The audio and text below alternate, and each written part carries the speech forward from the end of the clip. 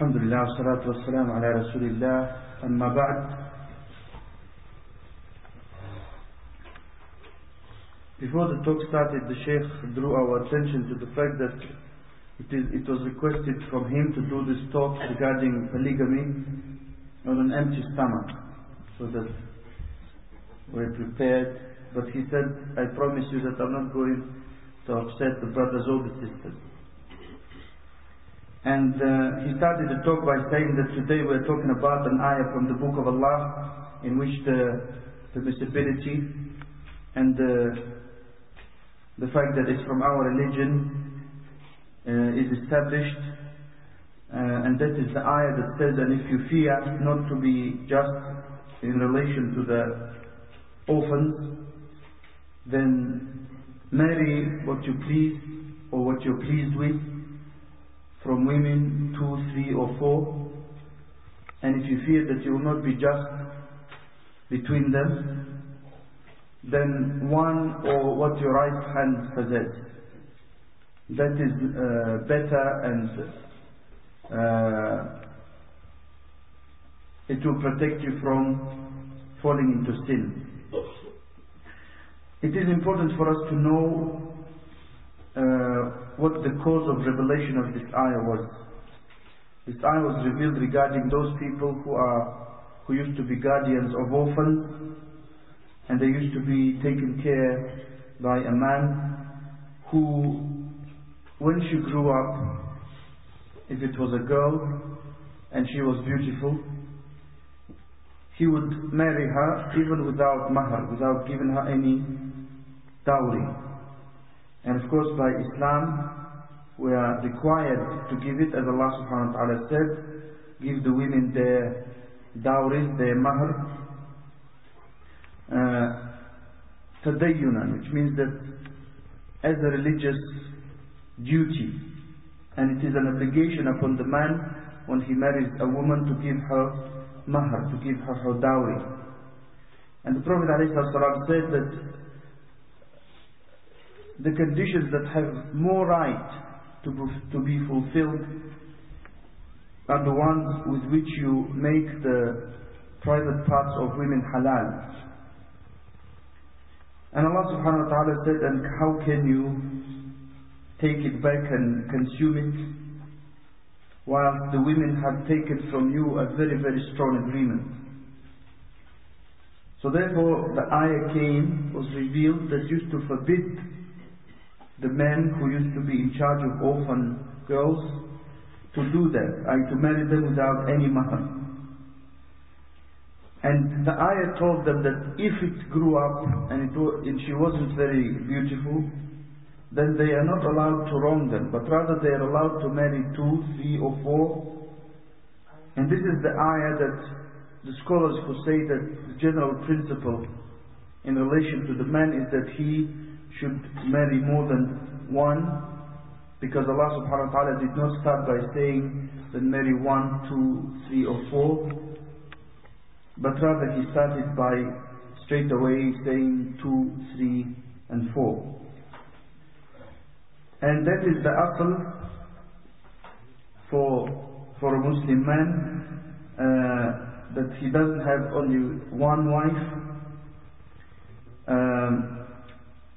going into his monthly period, when she goes into her monthly period, and when she gives birth, as if he gives birth as well. And then when he travels or something like that happens, some circumstance, he sits in blame and in loss. But the top and the limit is 4. Even if he is very, very strong and capable to marry more, the person who wants to be satisfied, he is not allowed to marry more than 4. And that's in relation to those women who are called hara'ir in Arabic, the free women. As for the slave girls or concubines, and of course there's no such thing today, but when the Muslims used to have battles and fight wars, sometimes they would take women as well as men as prisoners, and those women would fall and be part of the booty, maybe of the beauty as well, and they would wait for one cycle, menstrual cycle, and then they would be to make sure that there was no pregnancy, and then they would be able to have relations with them. And in relation to the free women, as the Shaykh said, the limit is 4. As for the slave girls or concubines, there is no limit. And it is said that Hassan, the son of Ali ibn Abi Talib radiallahu anhuma, he used to have 70 slave girls. And it is not obligatory to share the time equally between them, between the slave girls. As for the free women, then it is an obligation to be just. And just here we mean by what the person can do in terms of the spending and the time. As for the love and things that are to do with the heart, then there is no control of that individual over that. And the Prophet ﷺ used to say, this is my distribution of my time and my wealth in what I possess and I have control over, addressing Allah subhanahu wa ta'ala, and do not take me to account for what I have no control over.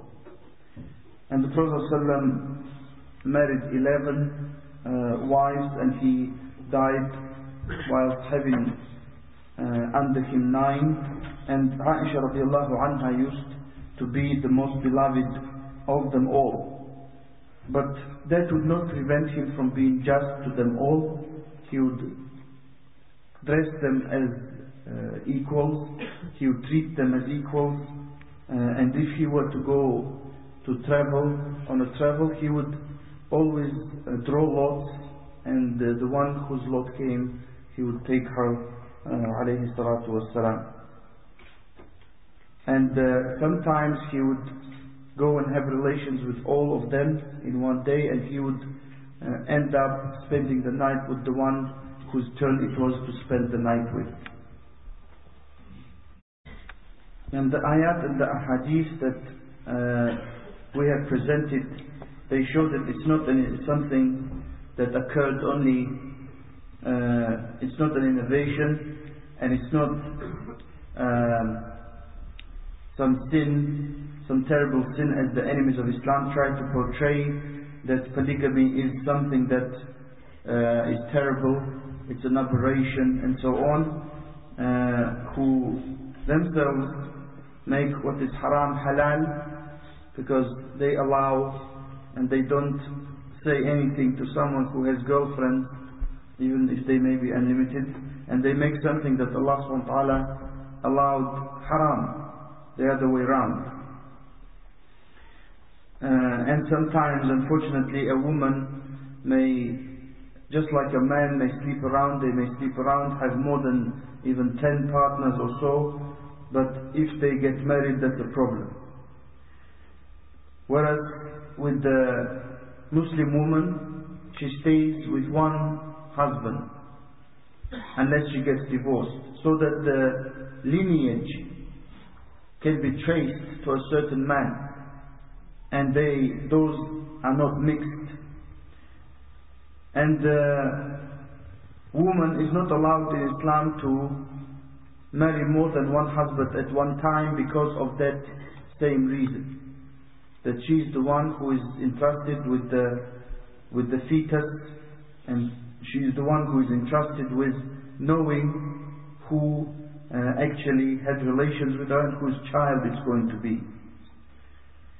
And of course, what we must mention, Ikhwan, is that it is an obligation upon every husband to fear Allah. Her rights are preserved, the rights of the wives are preserved in the Quran and the Sunnah. So when someone wants to marry more than one wife, he should not do so, and he should not allow a situation to occur where the second wife is preferred over the first one, and that he does not in any way with his apparent actions, lean towards the first or second or third one of them or some of them, and he leaves others and he wrongs them. Because that is one of the major sins, and that is zulm, injustice, and that is darkness on the Day of Judgment. And the Prophet ﷺ used to say, fear Allah regarding your women, because they are like prisoners with you. You have taken them and made it halal for yourselves with the word of Allah, so fear Allah regarding them. And he ﷺ used also to say, the woman is created from a rib, and the top part of that rib is the curved part. Therefore,